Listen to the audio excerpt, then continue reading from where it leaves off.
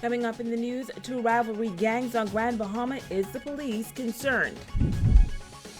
The Member of Parliament for North Abaco weighing in on unauthorized buildings on that northern island. And educators reflect on former Education Director Clarence Carroll. The Bahamas Tonight, the Northern Edition starts now. This is the Bahamas Tonight, Northern Edition.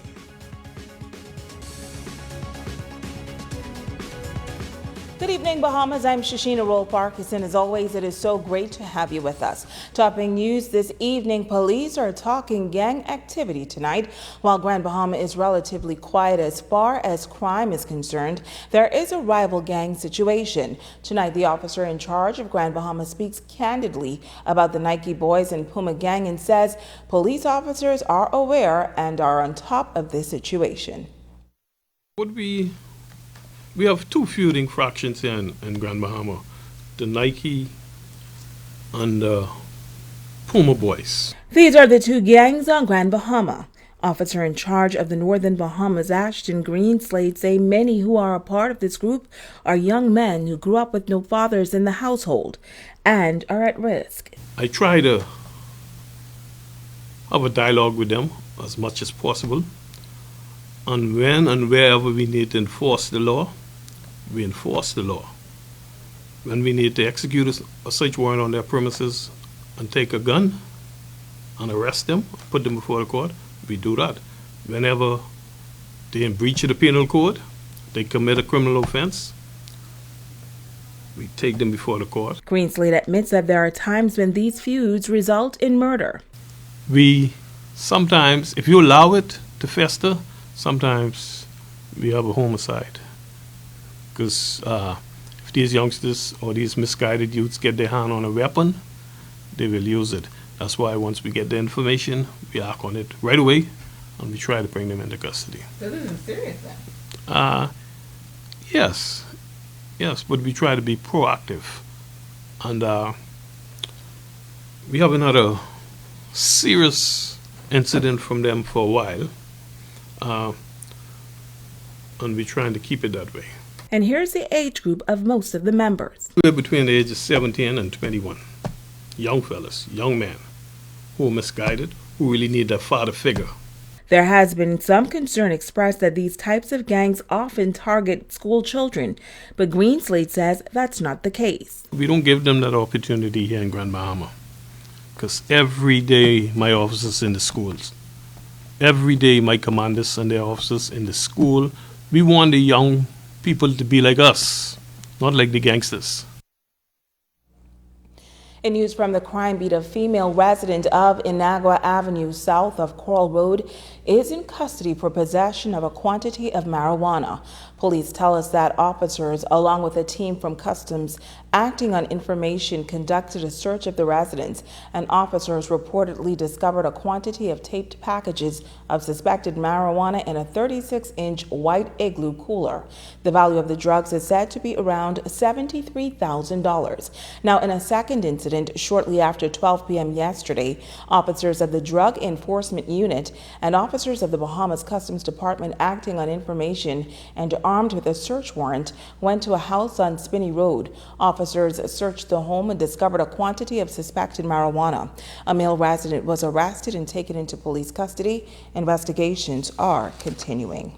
Now to news from Abaco. The Ministry of Works has stepped up its surveillance of illegal construction. Last week, a number of unauthorized structures in the shantytown known as the farm were demolished, and residents were warned that any and all unauthorized buildings will be torn down. Tonight, the Member of Parliament for North Abaco, the Honorable Darren Henfield, is providing more insight into that matter. Italia Hall has more. A statement issued by the Ministry of Works confirmed that 45 incomplete and unoccupied structures at the farm shantytown near Treasure Key were torn down and the debris taken away. Hurricane Dorian in September of 2019 destroyed the mud and pea shantytowns in Marsh Harbor, as well as the sandbank in Treasure Key. Now Member of Parliament for North Abaco, the Honorable Darren Henfield says some homes in the farm area survived Hurricane Dorian and new unauthorized homes were recently erected. Henfield says the government is adamant that such irregular communities must be eradicated as they are unsafe and unsanitary. And we saw in Dorian the results of what took place to communities that are irregularly built. And so this exercise in the courts, we were stopped, but the courts also determined that the government should not remove or eradicate any buildings existing, but there would be no more new builds. This exercise simply follows the court order, where there should be no new buildings, and as we seek to regularize communities not only in Abaco, but all across the Bahamas. He says residents must realize that they have a right to own and purchase land. We are a country of laws, and Bahamians are encouraged to follow the laws. Anybody who comes here should follow the laws of our country, and I want to congratulate the Deputy Prime Minister who's leading this charge as the Minister of Works for the human effort that he's been doing in this regard to help to regularize our communities. Now, there are reports of an apparent housing shortage in Abaco, as many were destroyed by Hurricane Dorian, and as a result, some residents have resorted to building unauthorized structures. But the North Abaco MP says despite the circumstances, the law must be followed. All must obey the laws of the country. If you're entitled to be in the Bahamas, you can go and acquire land in accordance with the government programs, where we intend to establish communities in Abaco subdivisions, one in Central Pines near Murphytown.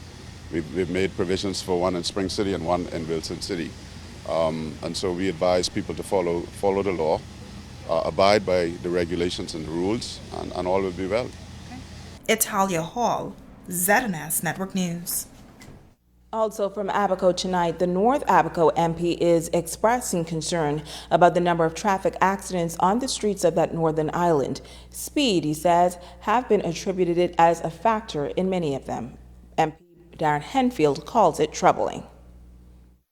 This was something that we heard about in 1992 when, under the leadership of the former Prime Minister Hubert Ingram, we put these roads from Sandy Point all the way to Crown Haven, and people were fearful.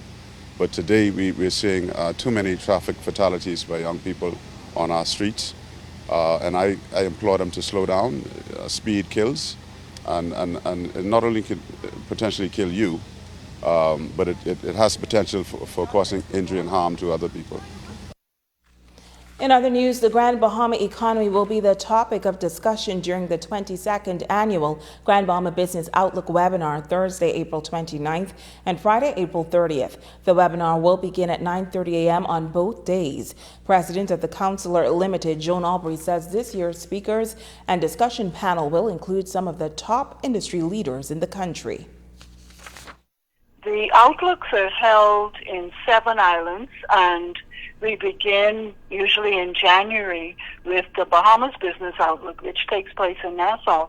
And then immediately after that, usually in about February, we host the Grand Bahama Outlook. However, because of Dorian and then COVID, we were not able to have the Outlook in Grand Bahama last year. But there have been a number of announcements recently, including the airport and other developments going on. So we thought that this would be a great time for us to have the Outlook. Now, a number of keynote speakers will be presenting at the Business Outlook, which will be the first virtual webinar in its 22 years of existence. To register, you can contact Margaret Albury at Counselors Limited at email malbury@tclbahamas.com, or you can register at www.tclevents.com, and persons can also call 322-7505 for more information. Our keynote speaker is going to be Senator the Honorable James Crazy Thompson. And Minister Crazy Thompson will speak to our theme, which is Facing Unprecedented Times, Recover, Adapt, Advance. And after Minister Crazy Thompson, we will have the President of the Chamber of Commerce, Greg LaRota, who's going to be talking to the subject Rebound for the Better.